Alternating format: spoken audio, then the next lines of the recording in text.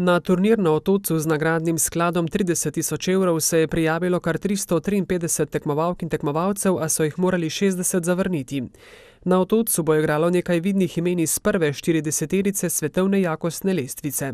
V moški konkurenci bo prvi nosilec Daniel Habeson, ki je 29. na svetovni jakostni lestvici, pri dekletih pa je prva nosilka Latinske Amerike, to je Adriana Diaz, ki je 29, mislim, da tudi okrog 29. mesta na svetovni jakostni lestvici.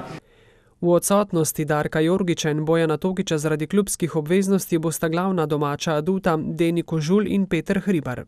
Deni Kožul seveda že kotira med prvih 100 igralcev, kar pomeni, da verjetno pričakujemo od njega med 16, med 8 nastopajočih na tem turnirju.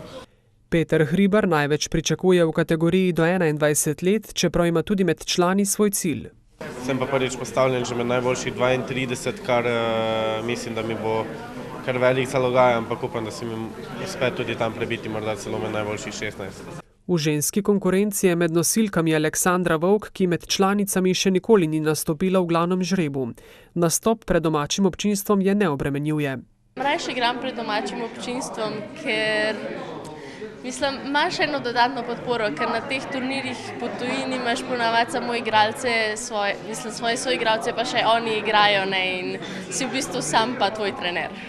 Turnir je pomemben tudi zaradi nabiranja dragocenih izkušenj domačih mladih igralcev. Ta turnir je res odlična priložnost za naše reprezentante, da se pomerijo zopet na enem od turnirjev v mednarodnem okolju, tokrat na domačih tleh, kar je zagotovo prednost.